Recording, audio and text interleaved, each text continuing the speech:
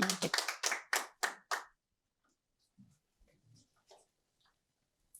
Good afternoon. My name is Kyung-wook Min. I was one of the very first people to say loud and clear that South Korea's 2020 general election was rigged. I worked for 23 years at KBS, Korea's largest broadcaster. 3 of those years I spent right here in Washington, in this very building as a foreign correspondent. As a trade reporter, I saw what others missed. Statistical evidence that was too clear to ignore. That evidence turned me into a fighter. For 5 years, I've led a movement traveling between Korea and the US to expose the truth and defend democracy. I wasn't just any candidate. I had served as a presidential spokesperson, a member of parliament, and the anchor of Korea's primetime news. I was confident I would win, but I lost. Why? Because the early vote and the election day vote didn't match. They violated the law of large numbers, a basic rule in statistics that ensures predictable results in big samples.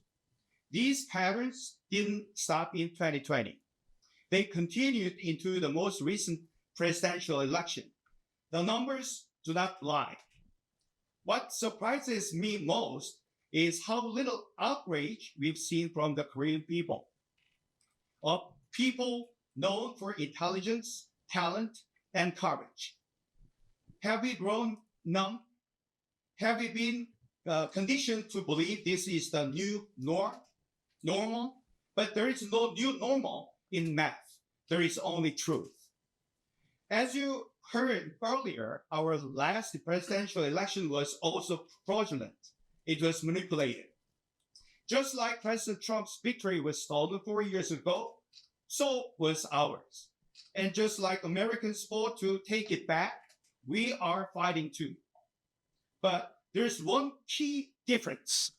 In Korea, the rightful winner, Mr. Kim Moon-soo, concedes far too quickly. He gave up even before the counting was done. Maybe he couldn't believe it had been stolen. That's not a criticism. It's a tragedy. I've paid a heavy price for speaking up. The political left sued me. The media mocked me, called me crazy, called me a conspiracy theorist. Even fellow conservatives began to avoid me. Lifelong friends turned their backs. Only my family stayed with me, and they suffered for it too. Mr. Kim Moon-soo saw what I went through. Maybe that's why he hesitates to join us. And I understand that. But I still urge him, reconsider. You are a brave man. You left the far left and joined the right. Why be silent now? Maybe you think it's more humble to concede. But this isn't about pride. This is about crime.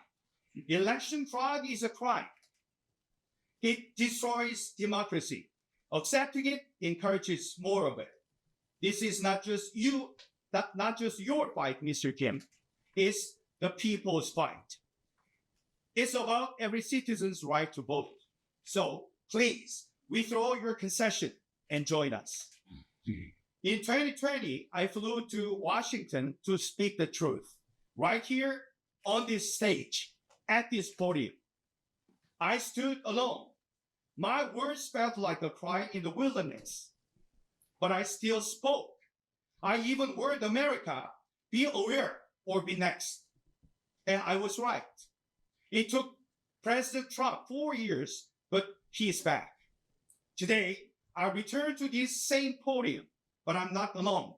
I stand with President Trump, President Yoon of Korea, and former Prime Minister Hwang.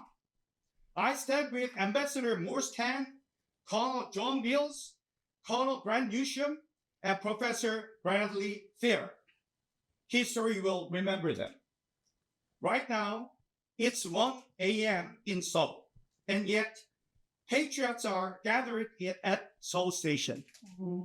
When watching this press conference live, their courage brought us here. And I'm especially moved by the young people in their 20s and 30s who are now standing up. They give me hope. But we must not forget those we lost. Over the last 5 years, 5 brave souls gave their lives in this fight. Kim Il-duk, Kim Kwang-chan, Kim Jae-hong, Pastor Kim Tae-kwon, and Elder Kwon Tae-fun. 2 died from illness while leading the movement. 1 died in a suspicious crash. 2 set themselves on fire after exposing the truth. Let us never forget them. We are here because of them. Now, I speak directly to President Trump. America has spent hundreds of billions of dollars in Ukraine. But is Korea less important? Do we need bullets and bombs to recognize that a war is happening? China has taken control of Korea's government without firing a single shot. Can't we see this? President Lee Jae-myung didn't win by chance. This was a long strategy by the global communist movement. And now, as a puppet of Beijing, he will sell out Korean sovereignty. Yesterday was the 75th anniversary of the Korean War. 36,000 Americans died to protect Korea's freedom. That freedom is now slipping away. President Trump, you know what election fraud looks like. Now it's happening to your allies. Please act, and act soon. And to Congress, don't see this as just a Korean problem. This is a global crisis. Hold hearings. Investigate the Chinese influence that threatens both of our nations. 5 years ago, I received a calling from God to expose this fraud. That calling sent me into this long, hard fight, and I've never turned back. Under God's providence, may every effort to uncover the truth be blessed. Thank you very much.